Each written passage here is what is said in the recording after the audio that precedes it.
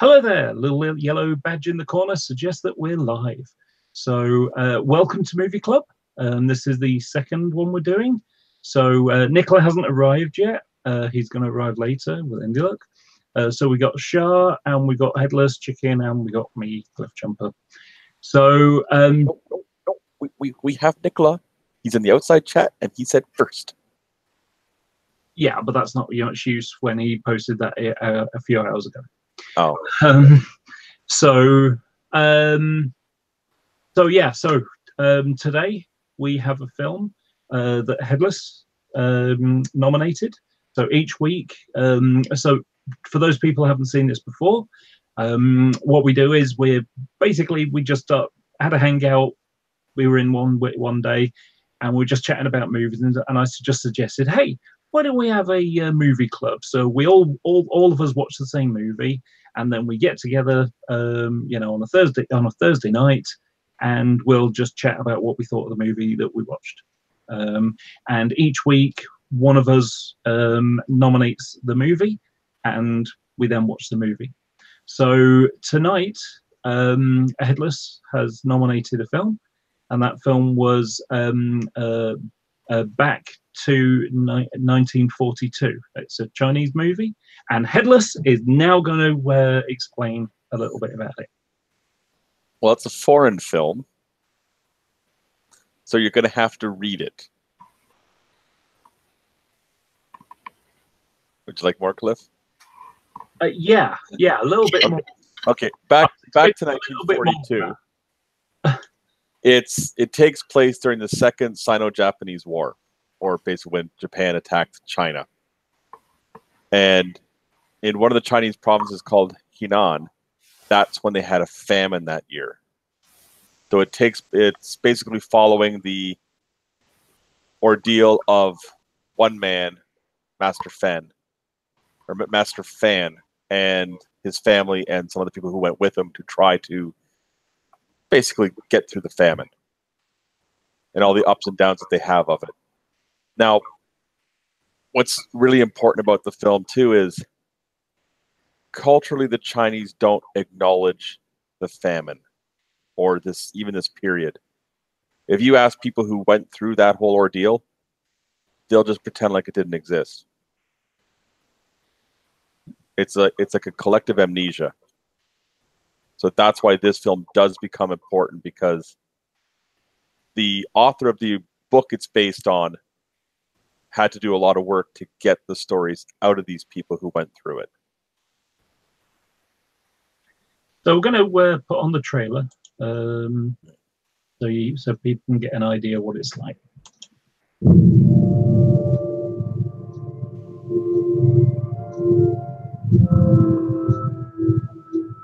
There's a lot of talk about the severity of the drought.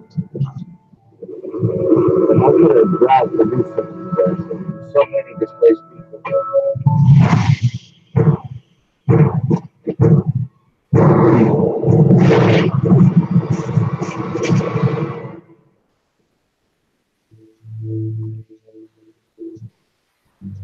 Locusts.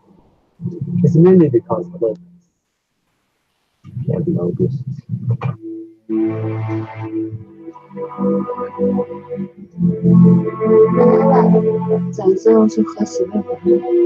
The second smoke goes off the radiations. This is not the wishes of the Lord. This is caused by the devil.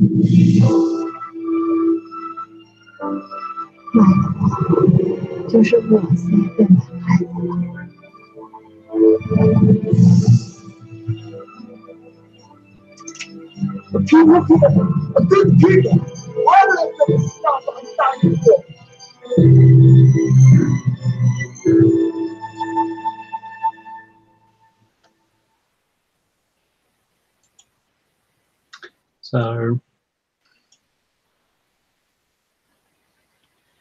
So why did you pick it, Headless? Why did I pick it? Well, how did you get to see it? I mean, usually for I found it on YouTube. Oh. I had a lot of time one day. I found it on YouTube. It's like, there's a film here. It's about a topic you don't typically see, and the full movie was there. So I just sat down and watched it one day. Right. Yeah. While I was watching the film, I was typing in some of the places just to give an idea of the geography, because I'm not actually that familiar with the geography of China. I mean, I know some of the bigger cities roughly where they are. Yeah. I know where China is, and but I don't actually know, the districts very well and things like that. So, and there was one thing that kind of bothered me is they weren't walking very far. No. Or very fast. It was, yeah. Well, if you consider too, they're hungry.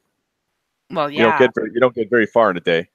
But the whole movie takes course over, I think it was a little over 100 days. Yeah. But they only go about maybe 2-3 miles a day as an average. The first month it looked by about 5 miles a day. Yeah. Yeah, it seemed really slow, I thought too. Like, yeah. But you also got to remember the roads are congested with everybody. So you can't move that quickly. You're also, in the beginning, they had a cart with a donkey.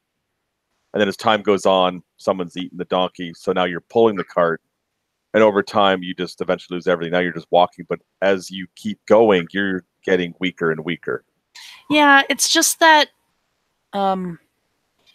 it just feels like the walking was probably like just counterproductive, right? Like, because they were going so slowly. I don't know. I mean, if it took them that long to actually reach a place, all they did was, I don't know. I mean, I don't know what you do. I mean, obviously you don't have food. Do you stay? Do you go? But I'm just saying, if you knew that it was going to be, the progress was going to be that slow, would you even bother? Yeah. I think the difficulty is with something like that. I suppose they started going because they were looking to go to somewhere that would, be able to provide food. And once you get going, you just keep going. Yeah. Yeah. So the guy in the film that was like the American writer, right? Did he publish the story? I think yes, he did. Okay. Yes, he did. Yeah, it was in Time, and not only that, there was a bit in the film where, like the general of the Chinese army. That would be Chiang Kai-shek. Yeah, he didn't order them to like take or shut down. It wanted to one paper shut down at one point, but he wanted them to buy all the copies they could. Yeah, he wanted them to buy all the copies of Time magazine or the paper in question, right. Get them translated and hand them out to the government officials. Yeah, it was to get them to actually take action. Oh See, yeah, the famine in question here. Okay, Chiang Kai-shek is the nationalist, so this happens. This is all kind of happening that period in China where they're going to come into their revolution, where the communists win. So by getting that information out to the government officials, Chiang Kai-shek is trying to get them to do something, basically to make himself look good and the nationalists to look good. But what plays out in history is no one really did anything. Everyone kept waiting for someone else to do something, or corruption prevented them from just acting on it because they were bought off or just didn't want to. So in the end, the Communist Party is the one who looks like they did something, and they use that as leverage to beat out the nationalists. Well, funnily enough, that's one of the things that happened towards the start, wasn't it? Because I know you call it the governor of Henan. He goes to see Chiang Kai-shek, who has lots of other stuff going on. He's got these reports of what's going on in Europe and what's going on with the Japanese and what's going on in Burma and how the British are doing and all. So what's going on in the war, and he doesn't want to dump because he's got, I don't know, I suppose he respects the guy.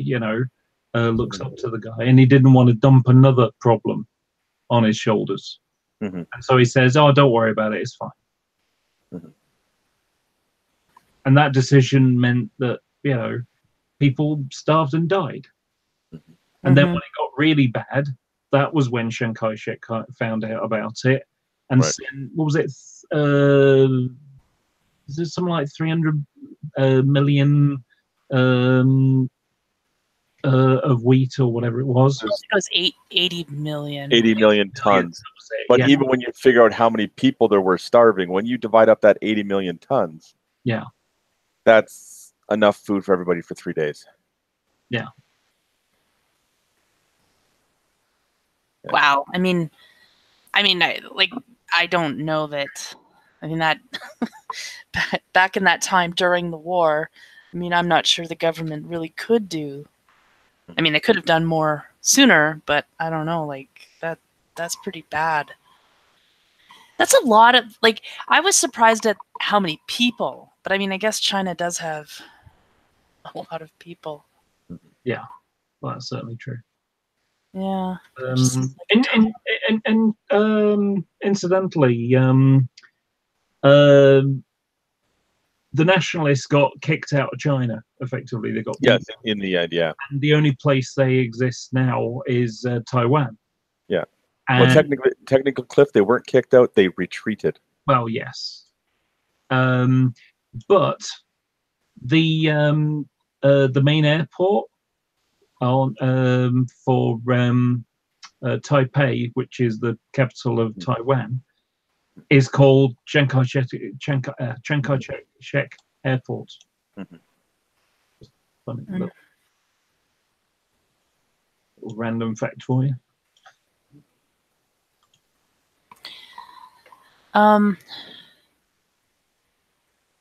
Yeah. Sorry, go on. Yeah. So spoilers, everybody dies. I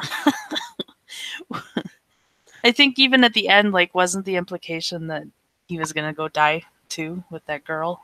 Yeah, in the end, Master Fan, he winds up losing everybody in his family, including a man who actually worked with him as who helped manage the estate in the village where they lived. Yeah, I think it's important to point out that the guy, as he's working his way home, because he's walking out against the flow of refugees. He just wants to go back home and die as close as he can to home. right. And on his travel through, he does find a little girl crying over her mother, and it basically winds up adopting her and says, "Just call me Grandpa." But then he continued walking home. So basically, like, the implication is he was taking her to her death as well. Like, I don't. I believe he actually makes it. well, that's the way it was described. Yeah. But in the end of the film, it does show a few notes of different people. Yeah. I believe Master Fen does make it, and there was a few others. The man who was loyal with him the whole way through, he's found in another town. Master Fen's daughter, she does survive, but she doesn't want to come home now or have anything to do with anybody. Her life is completely changed. Yeah. Yeah. So I mean, I found it. I kind of think that the subtitles were unfortunately translated. Like some of it. So at the beginning of the movie, to be honest, like the first 5 to 10 minutes, like when they were all fighting each other, and like they had that goofy. It was kind of a goofy fight scene at the beginning, and I kind of, because the translations were so bad, it almost was like comedic, right? Like it had a weird vibe to it and I think it was just badly translated to sound, or maybe the acting was really campy or something. I can't quite figure it out, but I kind of feel like it was hard for me to relate to the characters in the film. Maybe, and I think it might be language. It might be maybe cultural. There might be some cultural difference with not just how it got translated, but what we see as serious or humorous, and what they also see as good acting. Yeah, like what is good acting for I don't know. And so I found it a little difficult that way. I loved the story though, especially because I didn't know the story, so I thought that was really cool. It was very long though. It's a very long movie. The thing that I actually found it really depressing. Yeah. Well, Cliff, it is a movie about a famine. Yeah, I know. Okay. What I mean is, it's like just who's gonna die next kind of thing. It's basically Chinese Macbeth without the killing. Just everybody starves to death instead. More of, I think a higher percentage of main characters die in this than in Game of Thrones. And that's saying something, right? Yeah. It's Midsummer Murders in Chinese. Without Midsummer, and they just move everybody along with it instead. Yeah. Anybody British might get that joke. Anyway, there was one bit where in the middle where they're starving. The city, they've gone to another city. They won't let them in, so they're all camped outside. And a guy comes along and says, "We'll buy your door. We need girl." Yeah. And so there's a gentleman who shows up. He's just trying to help the refugees. Yeah, mind you. He explains that he owns a bedding company. Yeah. Which just means mattress factory, and that's just a euphemism for brothel. Yeah. Yeah, he's here looking to buy young girls to go work in the brothel. So you're kind of they're kind of stuck now because the women in question become willing to go because they'll be fed and live. And in turn, at this period in China, a husband or father could sell their wife or daughter. So basically the man who runs the brothel is offering them so many pints of grain in exchange. Yeah. So this is how he's, air quote, helping the refugees. I know, it's obscene. Yeah. From our perspective, certainly in modern. Oh yeah. In fact, the one lady ends up marrying the one gentleman who is the loyal farmhand, and they're married for a day. Her intentions of marrying him was he was single, always wanted a wife, so he got that. She got a husband who can look after her children, and then in turn, he can sell her to the brothel. So she'll eat, and he gets the grain. And not only that, she tried to sell herself. Yeah, but the guy wouldn't take her because she's got kids. Yeah. Do we never really found out what happened to the kids, right? Like they were traveling. They were traveling after this, and they were. In order to get on the train for the refugees, you could not take anything with you. So they were basically carrying these bags of grain. They'd have to throw them away. But they were unwilling to because, as Master Fen even told his daughter, his family doesn't sell people. Yeah. But then he sold his daughter for this grain. It's like, he can't throw this away. Yeah. So they did a raid on the train, and they were on the roof just as the train pulls out of the station. Well, there was at some point in the night they decided they weren't going to go, and then at night a whole bunch of people just hoarded and jumped on the train and the roof of the train instead. Yeah. So sometime in the night, then these two small children fall off the roof of the train. Yeah, it doesn't actually say that. It implies they wake up and the kids are gone. Yeah. Yeah, he wakes up, the kids are gone, and he's like, "Where are they?" And he's running down the train, like on the roof of the train. Yeah. Shouting their names, and there's no reply.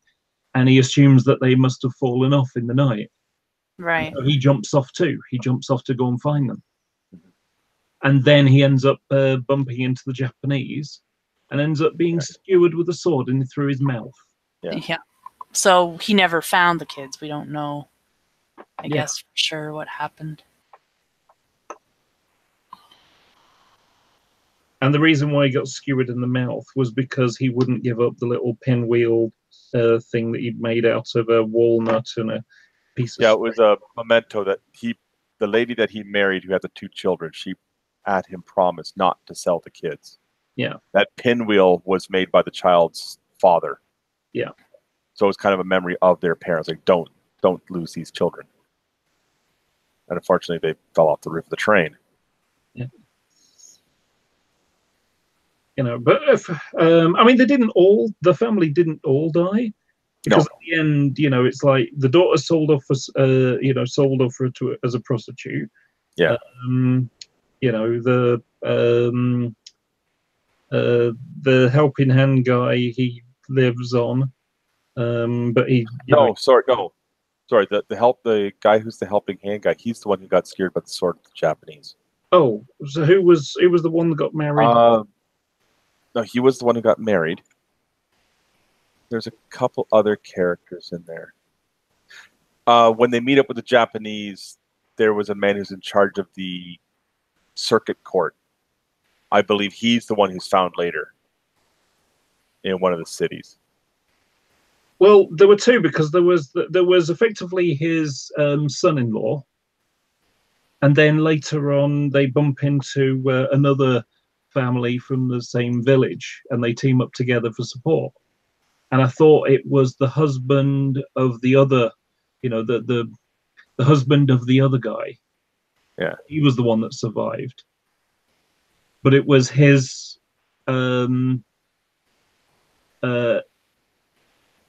I've forgotten which it is now. The problem is, I know there's just so many characters. So many characters in this movie. There's a lot of characters, but also, and they don't all use names for each other necessarily. Yeah.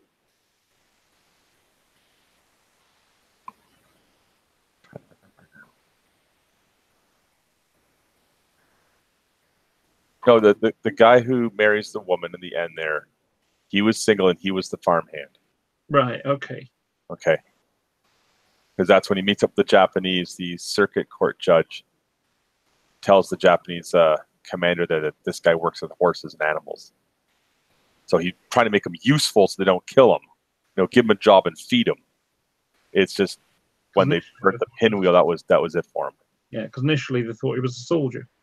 Yeah, because he picked up a hat somewhere with a badge on it to keep warm because of the winter. Which, again, does not help this whole situation. There's one thing that was interesting, and that was the religious guy, the Christian preacher. Oh, Brother Sim. Yeah. Yeah.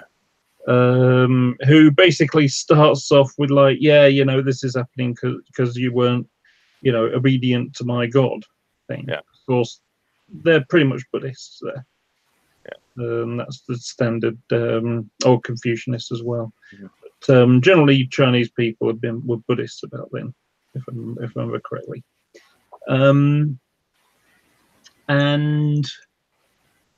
So, like, I mean, there was one bit that was slightly funny. I say slightly because it deals with someone being dead.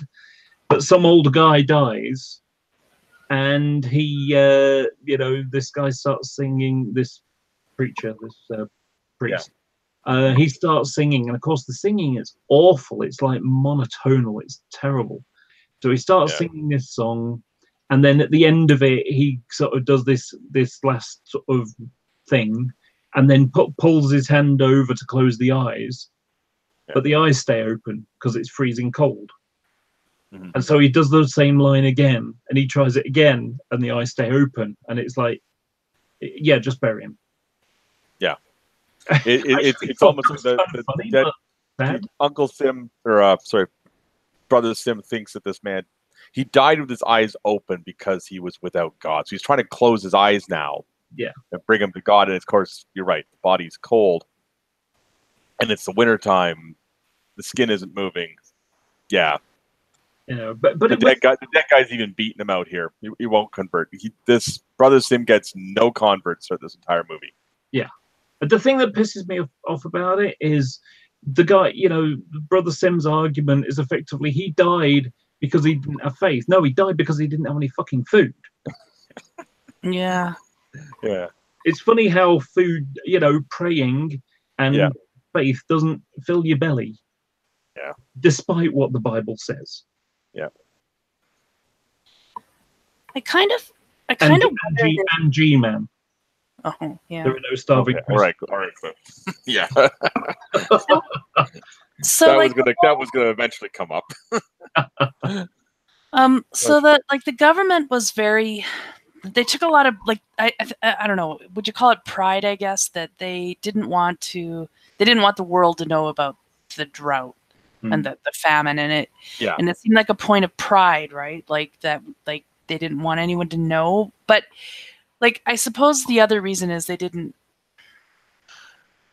I don't know, like I don't know all the reasons that they didn't want people to know, but because maybe they didn't want riots either, right? Like they didn't want the blowback. But I wonder, do you think that it would be the culture, or was it the war, or was it both?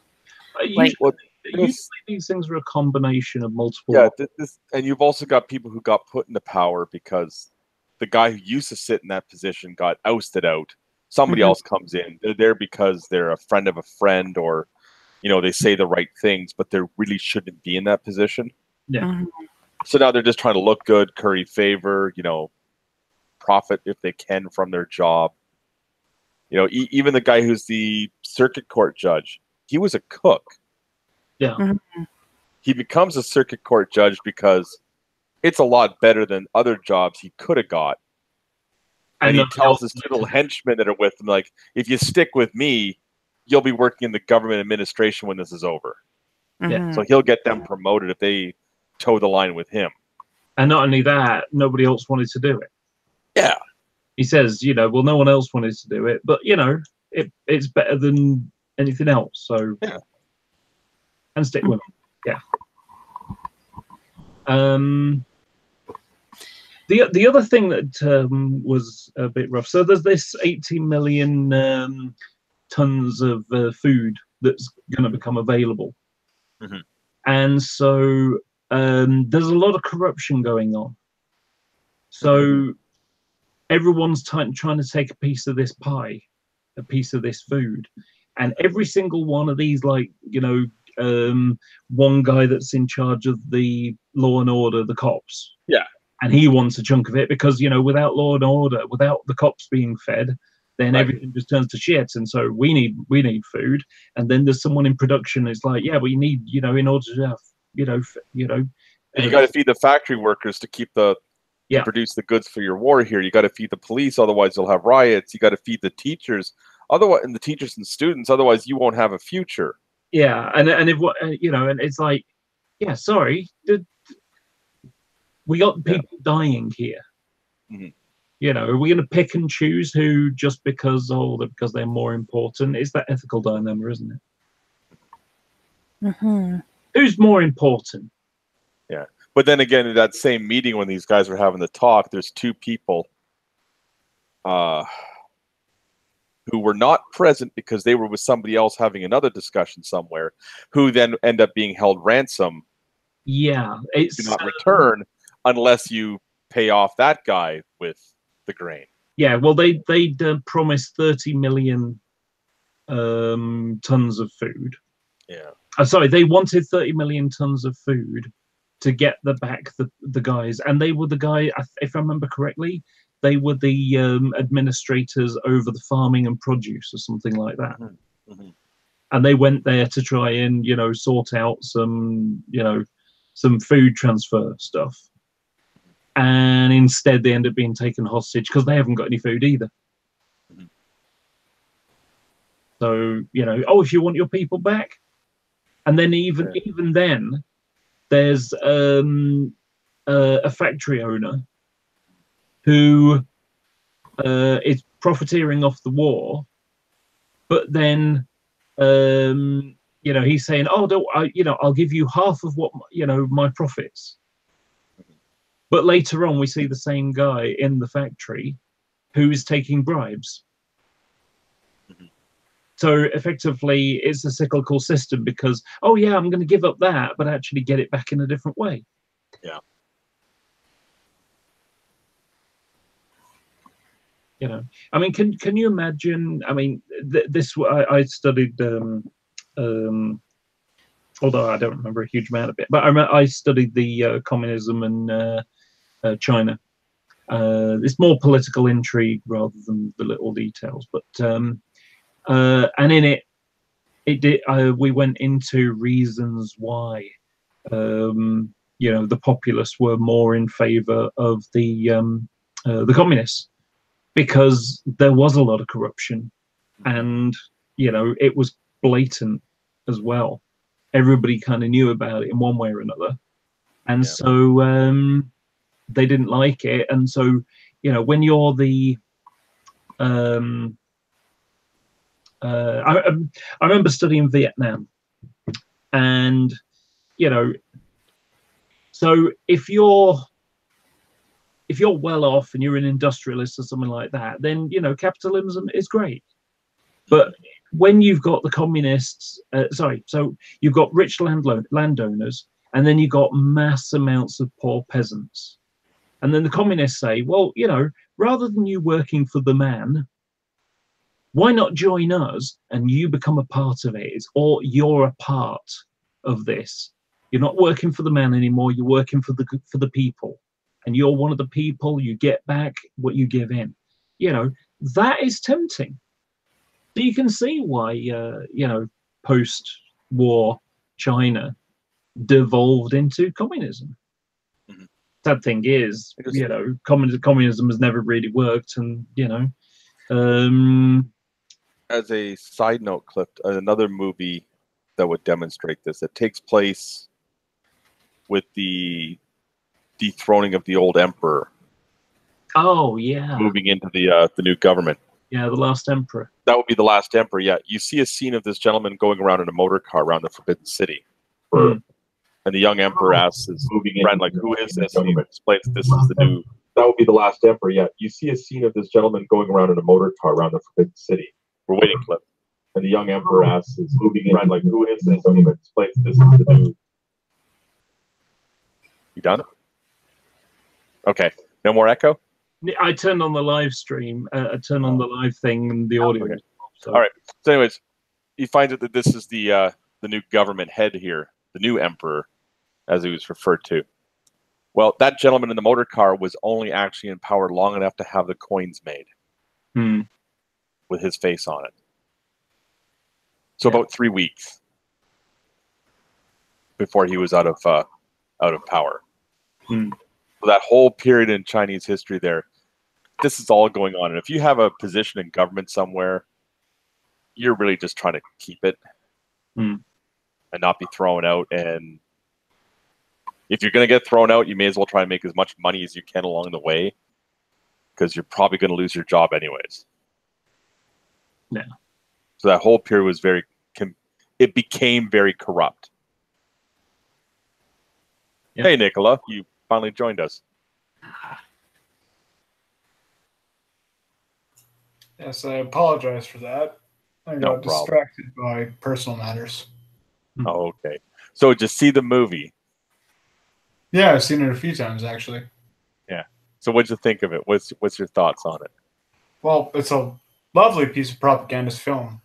Oh, yeah. I say that in the most endearing of terms, actually, because I like a lot of the propagandist films like Red Dawn and Stalingrad and things like that. Yeah. And part of the reason why I like them so much is they tend to focus on not just the historical recollection of the individuals who were involved in the worst of it, but really give an emphasis as to the sort of tribulations that they had to go through in those moments from those individual perspectives. Yes, they're not entirely historically accurate, but nevertheless, they're still powerful films.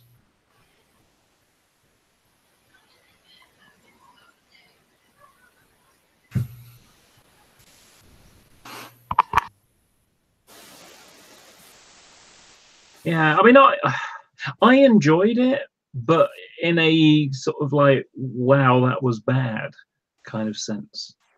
I mean, I think one of the saddest parts for me was where they're on the train. The guy realizes, we've already had the guy who's realizes that the kids have fallen off. He jumps off the train to go and chase after, to go and find them. Then realizes he's left his grain on the train, on the roof of the train where he was stood originally. He was so eager to go and find the kids that he left his grain there, and then jumped off to find them, and suddenly realized, oh no, my grain, because at least that'll get him a few days, on the trek. But so what happens is the train gets to a place where it finds some logs over the track and a load of soldiers, Chinese soldiers, waiting for them. And basically, it's like, you can't come any further, go back, because we've already got enough of a famine as it is. We don't want to load more refugees here. And so they start shooting at them. Yeah. When they just jump off the train and just try, going like for the woods at the side or whatever. And Master Fan dives on the ground with cover, and he's holding the baby because his daughter, his daughter-in-law, they had a baby during the famine and died. This is his newborn granddaughter. Yeah, she died, and so the only thing he's got left now, all he's got left now, is this baby that's like weeks old. And in lying on the ground covering the baby, he smothers the baby to death. Yeah, that's just tragic, In the trying to save the baby from being killed, he ends up killing the baby, all because he's hungry. Well, that baby couldn't have lasted much longer anyway. I mean, I don't know how they were keeping it alive. Yeah, no milk. Yeah, because Mum wasn't. Just an idea of how bad it was. So when the mother of the baby dies, his wife, because his wife's still alive at the time, she takes the baby and tries to offer it, goes to offer it to the dead mum's breast, because maybe there's a bit of milk there. And he's like, you can't do that. She's had no food for 5 days or whatever it was. There's going to be no milk, and snatches the baby away. It's layer upon layer of shit, of darkness, of sadness. And then at the end, when he's got nothing else left, he just starts trudging because the nearest he can get to home. And then he meets up this little girl and, adopts her. Thanks. Tasty. Yeah, but Master Fen also never gave up hope either, because he's lost everything. Yeah. And he actually stated that, give him a few years, he'll go from rags to riches. I don't know. I think he gave up in the end, though. So it sounds like he did, but when he meets that girl, he says, "Just call me Grandpa." Yeah. So he's not giving up anything here. This little girl's lost everything too. He's lost everything. If you come with me, we'll make a new family and make it through this. Yeah, I think he did. I think she saved him, and he saved her. I think that's the point of that at the end. Yeah.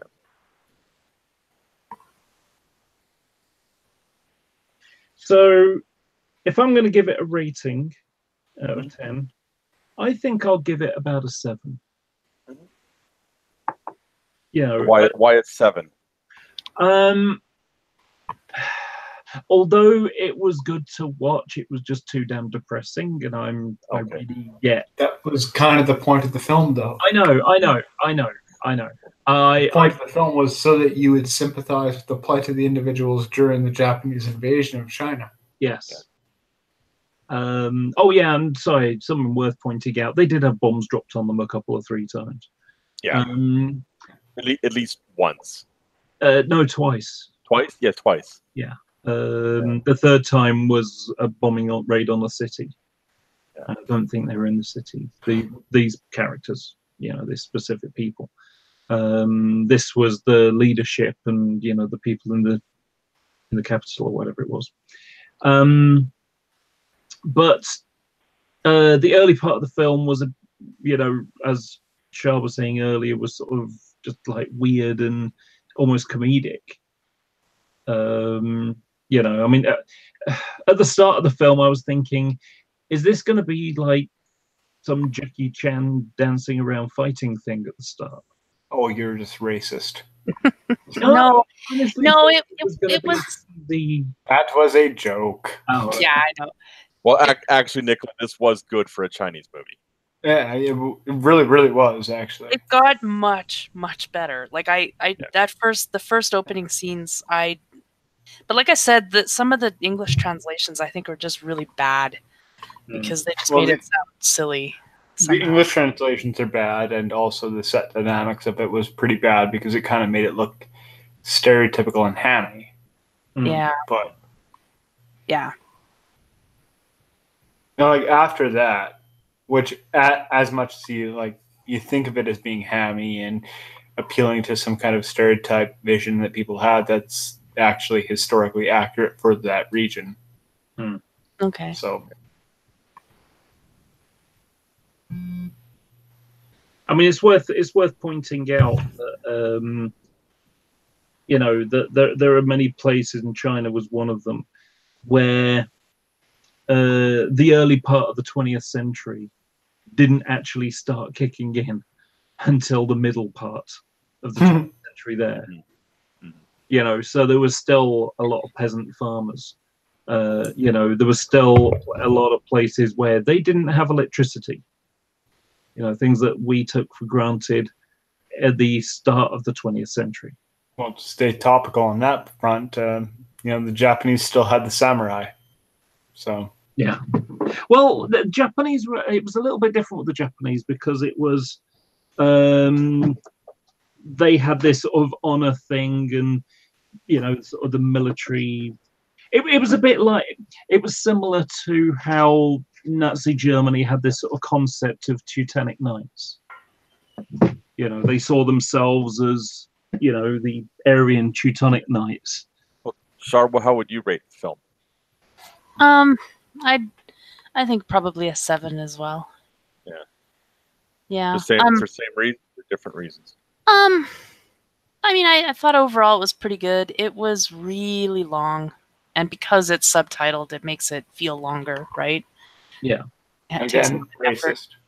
Yeah, I thought the translations were poor, which is kind of too bad. Like I really feel like they kind of let down they let down the audience by because I think the movie was better. It deserved a little more attention to detail on those. But I like the story though. It's pretty good. Yeah. Yeah. I mean, I don't know enough about the history to know how accurate it is to, you know, the facts of the time as opposed to, you know, perception. Or... Yeah. I think I don't know why, but I really did have trouble connecting with the characters. I mean, it was a depressing story, but I was never on the verge of tears, or I was never like really emotionally touched. And I think that's just the language, I think. Part of that is that it's not to do with the language so much as it is to do with character development. Yeah. Yeah. There isn't actually much opportunity for you to relate to the individual characters within the narrative. And so, Yeah. you know, like, it's a depressing story overall, but, you know, and it's intended to be depressing. And as a result of that, you know, like, you should give it a higher rating. But if you don't relate to the individuals who are actually struggling, that's kind of something that would detract from that. And I think something else that's worth pointing out that this is effectively a rich man that's made poor. I say rich. He's not really rich. Well, he was a landowner. Yeah, he was a landowner. He basically was in charge of the village, where the movie starts. And so he's the landowner. He's got loads of people who pay rent to him and things like that. And then suddenly he's pulled out. And over time, when the first bombing raid stuff happens, he ends up having all of his stuff taken away. So he's got a big stock of grain to survive through it. Right. And he actually he has enough grain stocked up to actually not just feed himself and his family, but the whole village. Yeah. But in the beginning of the movie, they get raided. And how do you get rid of these raiders now, bandits who come in and steal everything?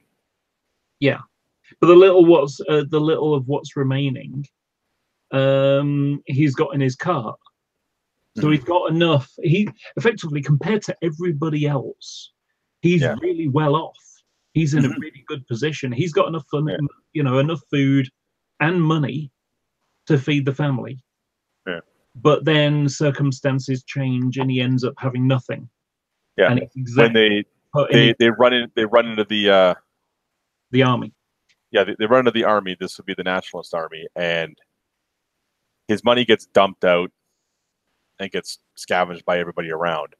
So he loses his monetary wealth, and they take his cart for an ambulance. Yeah. So now he's got to carry everything. Yeah. Right. And then they try stealing off the Western guy, the journalist. And yeah, one of them goes off with the donkey. And then he has to go and try and find the donkey, and ends up being killed because some soldiers have already butchered the donkey and are eating it. And he goes to try and grab the food off them, and they beat him. And he literally and it's kind of comical in a silly sense, but the guy gets whacked over the head and ends up being knocked out, knocked dead, with his head in the cauldron. Yeah. And one of them says, you could have made him fall somewhere else, couldn't you? Yeah. That was kind of funny. I did sort of chuckle at that. They tried to. There are little comical bits in there, but maybe it's a bit cultural with it. They're silly comical bits. Like they're trying to do dark humor.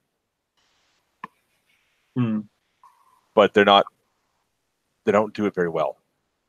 Again, I wonder if that's the translation, as Charles. It could be the translation, yeah. But even there's a scene too with the daughter. Throughout the whole thing, she has this the family cat with her. Oh, she's trying to maintain her sanity here of everything that's going on. She wants to go back to school. She wants to meet her classmates again. She's taken her school books with her and the cat. And they get to the point where they're starving now. The baby. Baby's born. Everybody needs food. The baby needs food. The mother needs food. And the girl's kind of sitting alone. Her father comes up to her and explains to her that they had to kill the cat here. Well, no. She was behind it. She was like... Yeah. But then she's like, yeah, I want soup too. Yeah. But then she ripped cook books. Yeah, she's ripping up her school books now to make the fire to make the cat soup. Yeah. That's when she realizes she's not going back to her old life. It's over. Every character's life turns to shit, or they just end up dead. Yeah, like I say, it's a really depressing story. Yeah. So, Nicola, how would you rate it? I'd rate it a 6. Racist. Yeah. Just entirely because I can't relate to the characters, just because of the storyline. Yeah. I know what the aim and the goal of the story is and what the message is it's trying to convey, but the problem is that there's actually nothing that connects you to it. So. Sadly, I think one of the best things that did connect me to the story was the English actor, the journalist. Yeah. He was pretty good. He didn't have a big role in the movie, but he was pretty good. And sort of his reaction to it all was compelling to me. I wonder if... how even between my country and your countries, because you three are Canadian, we have our little things that are different. There are little social things that are a little bit different from Britain than they are to Canada. And we still bow to the Queen. Americans and Canadians, yeah. And the same way Americans and Canadians have little things that are a little bit different. And so I wonder whether, because it's the Orient, it's China, that they have cultural elements that are different that we didn't pick up on because we don't look for those sorts of things, because we don't get that nuance. I wonder if that's a thing. Well, I think it is, but at the same time, I mean, you're talking about starvation. It's a pretty that's something like all humans would share. Mm. Like the general principles of filmography kind of span cross-cultural barriers. Yeah. And as does that situation. Like, there isn't anything. I don't think culture would change your reaction to a famine, sort of thing. Well, I mean, what I mean is how the characters view things and how they resign to certain things, whereas maybe we wouldn't do that. I don't know. Like, for example, take the I don't know, with like the head of governors, or the governor for Henan, who doesn't want to dump another layer of administrational headaches on Chiang Kai-shek. Would one of our, politicians say no? Would just insist and say no? We've got a problem.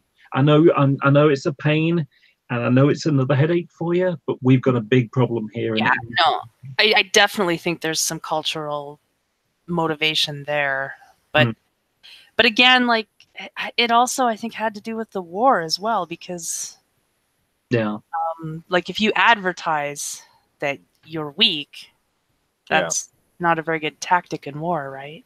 Yeah, because the enemy can capitalize on it. In fact, that's what happened, of course, isn't it? Yeah.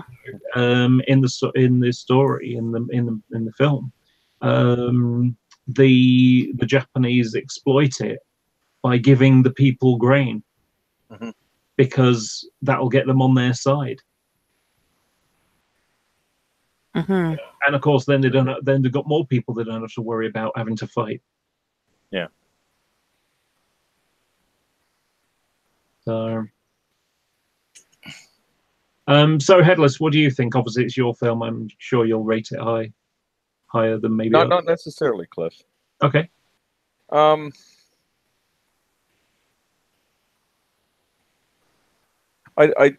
can give it I would give it an 8, but I can give it a 7. And for the same thing now, story-wise, it is a good story. It's also a very difficult story, because as I mentioned earlier, culturally, people in China who've lived through this don't talk about it. It's, if you ask them what happened then, they just look at you blankly and go, I don't know. They don't know. They don't remember. They don't want to remember this. So to make this movie based on the book that it was based on, that's a big step. They're trying to remind that generation today that this is their history. This is what happened. Now, yes, there is that political propaganda slant to it, because again, it's a Chinese-made movie. It's going to have that. I don't see it as being a very strong slant, but I will give you that the character development is a little stiff. Mind you, the characters you don't really relate to, the ones who just wind up dying, that's what they're there for. They do die. The main character you're trying to sympathize with is the main character, Master Fen. It's basically his story of what he tells as he's gone through this whole thing. So I can give it a strong 7. Right. Okay. Yeah. Well, I like I say, it was worth watching. Definitely worth watching. And I think, like I say, other than it being a bit on the long side, I think it's worth other people watching as well. So are you saying you don't have an attention span for it, Cliff? You want 90-minute movies? No, I can watch long movies. I don't know. Okay, I'll give you this. So for the length of, was it 2.5 hours? It was 2.5. Something close to that. You would expect a little more. You got the time to do more development with the characters, opposed to a 90-minute film.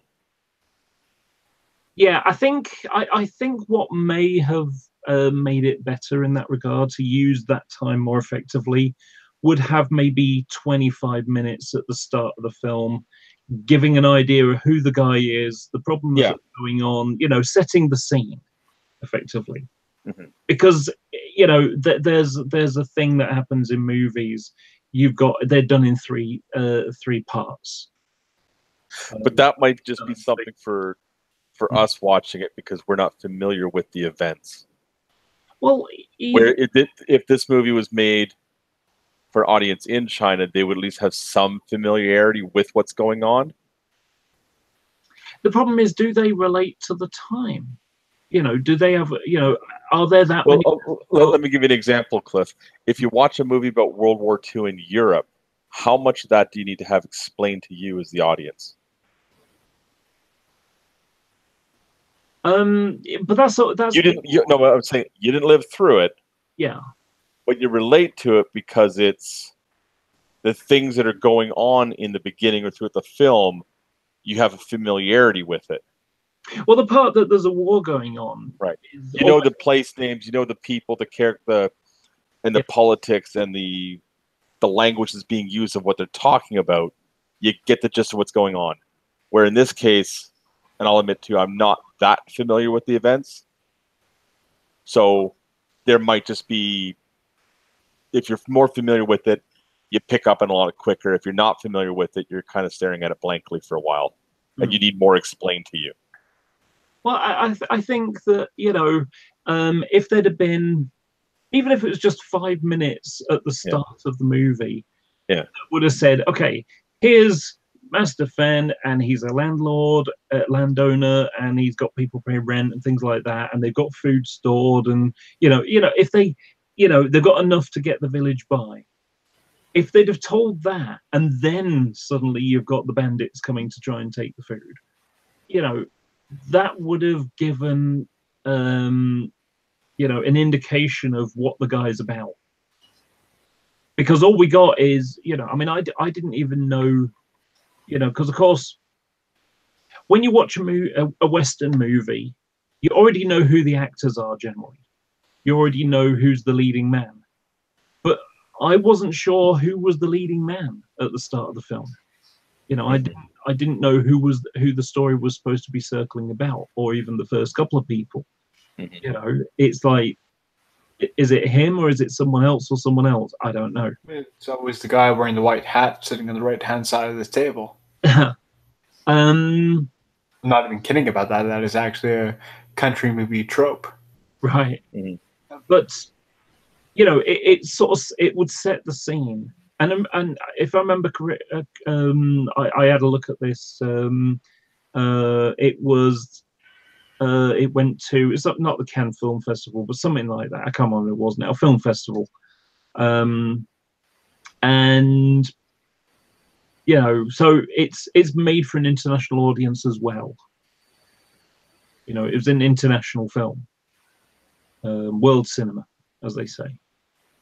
And I think that with that in mind, it would have been nice if they'd have, like I say, given a prelude that would give an idea of who's the main character, even if it was like, even if it started off or had, with a couple of 3 minutes in, had something like, there's a meeting with the town leaders, the town council or the village council or something like that, and saying, what's the problems, you're the man in charge, what's going on here, what we're going to do. And it just gives a little, just a couple of minutes just to set the scene, and which will of course make us know that he's the story's going to be circling around him. You're assuming that would be characteristic of 1942 China. Well, that's true. That's true. Yeah. When was the movie made? 2012. I believe it was 2012. Feels like an older movie. Well, that was what I was saying, that in rural China, electricity wasn't a thing, you know, and they didn't get the 20th century until well into the middle of it. Yeah. Well, to be fair, a lot of rural areas of China still don't have electricity, so Yeah. they haven't got that luxury yet, let alone indoor plumbing. So Yeah, they haven't, you know, we're well into the 21st century, and they're not even into the 20th. Yeah, it depends on where you go, but yes, there's parts of China that is still needing to be developed.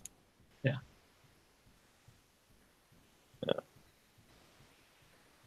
they got that wonderful fake Paris, though. Yes, they do. Yeah. Okay, so do you think we've finished here? Yeah. Yeah.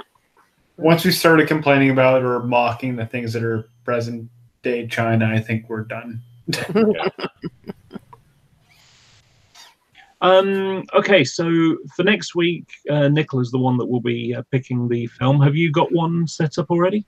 Oh, given that there's 3 Canadians in the room, and I'm feeling a bit nostalgic right now, considering that I have been vexed by an actual question that has troubled me recently. About that wonderful woman, Rachel Dolezal, who pretended to be a black woman. I vote on Grail, the 1999 film. Okay.